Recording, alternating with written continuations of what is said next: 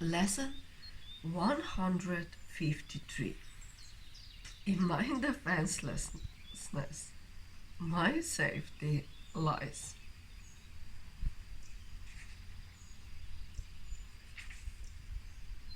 You who feel threatened by this changing world, its twists of fortune and its bitter jets, its brief relationships, and all the gifts it merely lends to take away again, attend this lesson well. The world provides no safety. It is rooted in attack, and all its gifts of seeming safety are illusory deceptions. It attacks and then attacks again. No peace of mind is possible where danger threatens thus. The word gives rise but to defensiveness, for threat brings anger. Anger makes attack seem reasonable, honestly provoked and righteous in the name of self-defense. Yet is defensiveness a doubt threat, for it attests to weakness and set up a system of defense that cannot work. Now are the weak still further undermined, for there is treachery without and still a greater treachery within. The mind is now confused and knows not where to turn to find escape from its imaginings. It is as if a circle held it fast, wherein another circle bound it and another one in that, until escape no longer can be hoped for nor obtained. Attack, defense, attack become the circles of the hours and the days, that bind the mind in heavy bands of steel with iron overlaid, returning but to start again. There seems to be no break nor ending in the ever-tightening grip of the imprisoned upon the mind.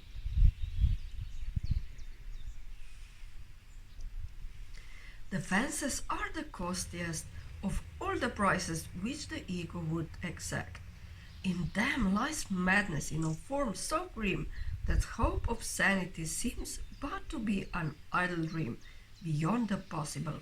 The sense of dread the word encourages it so much deeper and so far beyond the frenzy and intensity of which you can conceive, that you have no idea of all the devastation it has wrought.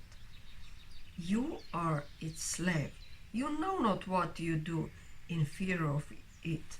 You do not understand how much you have been made to sacrifice. Who feel its iron grip upon your heart, you do not realize what you have done to sabotage the holy peace of God by your defensiveness. For you behold the Son of God as but victim to attacked by fantasies, by dreams and by illusions he has made, yet helpless in their presence, needful only of defense by still more fantasies and dreams by which illusions of his safety comfort him. Defenselessness is strength. It testifies to recognition of the Christ in you. Perhaps you will recall the text maintains that choice is always made between Christ's strength and your own weakness, seen apart from him. Defenselessness can never be attacked because it recognizes strength.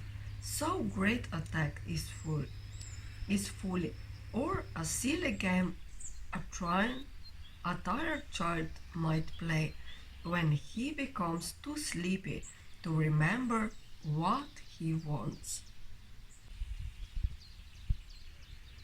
Defensiveness is weakness. It proclaims you have denied the Christ and come to fear his father's anger. What can save you now from your delusion of any angry good, whose fearful image you believe you see at work in all the areas of the world? What but illusions could defend you now, when it is but illusions that you fight? We will not play such childish games today, for our true purpose is to save the world, and we would not exchange for foolishness the endless joy our function offers us. We would not let our happiness slip by because of fragment of a senseless dream happened to cross our minds, and we mistook the figures in it for the Son of God, its tiny instant for eternity. We look past dreams today and recognize that we need no defense because we are created unassailable. Without all thought or wish or dream in which attack has any meaning, now we cannot fear, for we have left all fearful thoughts behind.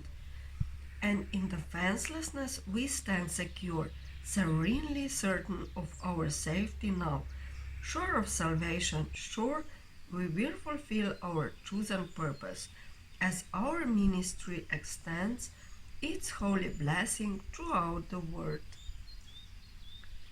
Be still a moment, and in silence think how holy is your purpose, how secure your rest, untouchable within its light. God's ministers have chosen that the truth be with them. Who is holier than they? Who could be surer that his happiness is fully guaranteed, and who could be more mightily protected? What defense could possibly be needed by the ones who are among the chosen ones of God, by his election and their own as well? It is the function of God's ministers to help their brothers choose as they have done. God has elected all, but few have come to realize his will is but their own.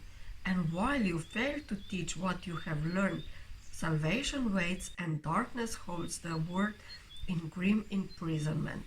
Nor will you learn that light has come to you and your escape has been accomplished. For you will not see the light until you offer it to all your brothers. As they take it from your hands, so will you recognize it as your own.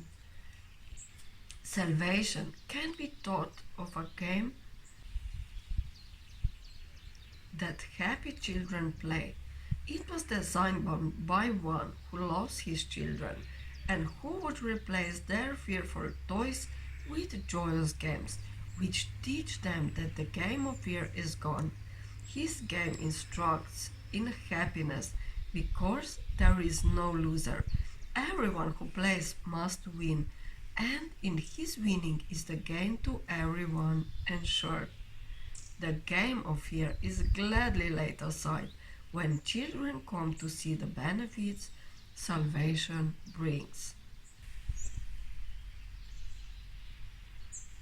You who have played that you are lost to hope, abandonment by your father, left alone in terror in a fearful world made mad by sin and guilt, be happy now. That game is over. Now a quiet time has come in which we put away the toys of guilt and lock our quiet and childish thoughts of sin forever from the pure and holy minds of heaven children and the Son of God.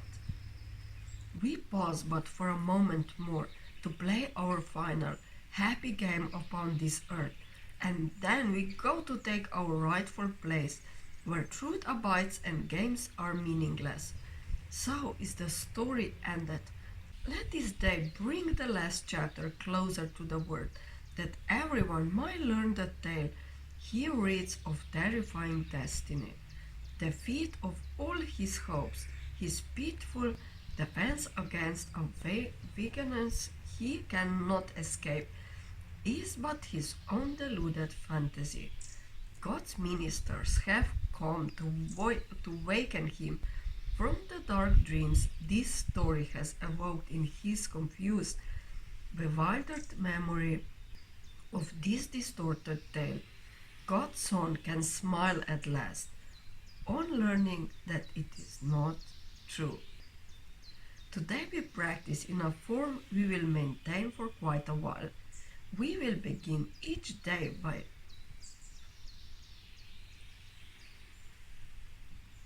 giving our attention to the daily thought as long as possible. 5 minutes now becomes the last we give to preparation for a day in which salvation is the only goal we have. 10 would be better, 15 better still.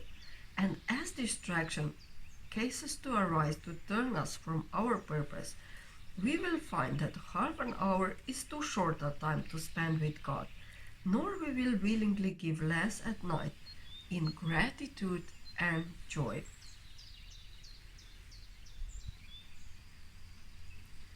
Each hour adds to our increasing peace as we remember to be faithful to the will we share with God. At times, perhaps, a minute, even less, will be the most that we can offer as the hour strikes. Sometimes we will forget.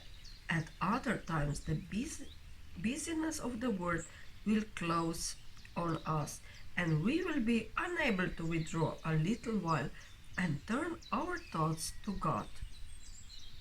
Yet, when we can, we will observe our trust as ministers of God in hourly remembrance of our mission and His love, and we will quietly sit by and wait on Him and listen to His voice and learn what He would have us do the hour that is yet to come, while thanking Him for all the gifts He gave us in the one gone by. In time with practice, you will never cease to think of Him and hear His loving voice guiding your footsteps into quiet ways, where you will walk in true defenselessness. For you will know that heaven goes with you, nor would you keep your mind away from Him a moment, even though your time is spent in offering salvation to the world. Think, He will not make it possible for you who close to carry out His plan for the salvation of the world and yours. Today, our theme is our defenselessness. We clothe ourselves in it as we prepare to meet the day. We rise up strong in Christ and let our weakness disappear as we remember that His strength abides in us. We will remind ourselves that He remains beside us throughout the day and never leaves our weakness unsupported by His strength. We call upon His strength each time we feel the threat of our defenses undermine our certainty of purpose. We will pause a moment as He tells us, I am here. Your practicing will now begin to take the earnestness of love to help you keep your mind from wandering from its intent. Be not afraid nor timid. There can be no doubt that you will reach your final goal. The ministers of God can never fail because the love and strength and peace that shine from them to all their brothers come from Him. These are His gifts to you. Defenselessness is all you need to give Him in return. You lay aside but what was never real, to look on Christ and see His sinlessness. Lesson 153. In my defenselessness, my safety lies.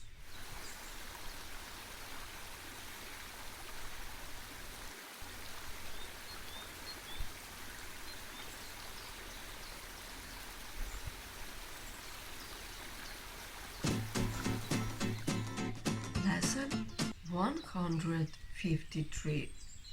In my defenselessness, my safety lies.